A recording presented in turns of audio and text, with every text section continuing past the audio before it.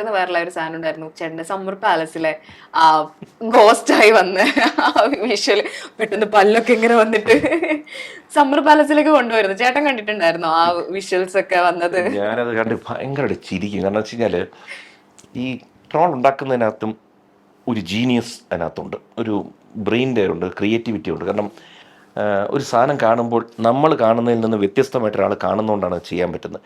അത് ദ്രോഹിക്കലല്ല, ആക്ച്വലി ജനങ്ങളിൽ പോലും ഒരു ചിരി പടർത്താൻ പറ്റുന്ന സംഭവമാണ്.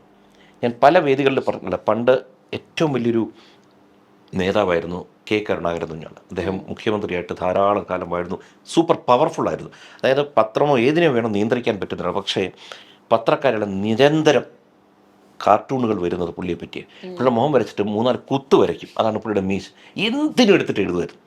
അപ്പോൾ ഒരിക്കലും ഇങ്ങനെ പത്രക്കാർ ചോദിച്ചു, താങ്കൾ വളരെ ശക്തനായ ഒരു നേതാവാണ്, എന്തുകൊണ്ട് ഇവരെ നിയന്ത്രിച്ചുകൂടാ, നിങ്ങൾക്ക് ഇതിങ്ങനെ കുപ്രസിദ്ധമായ സംഭവം. അദ്ദേഹം ഒരു ചിരിയുണ്ട് എപ്പോഴും, ചിരിച്ചിട്ട് പറഞ്ഞു, കുപ്രസിദ്ധിയുടെ മറച്ചു പിടിച്ചാൽ അതും പ്രസിദ്ധിയാണ്. 5 പൈസ ചെലവില്ല, നമ്മളെപ്പറ്റി തന്നെ പറയില്ലേ.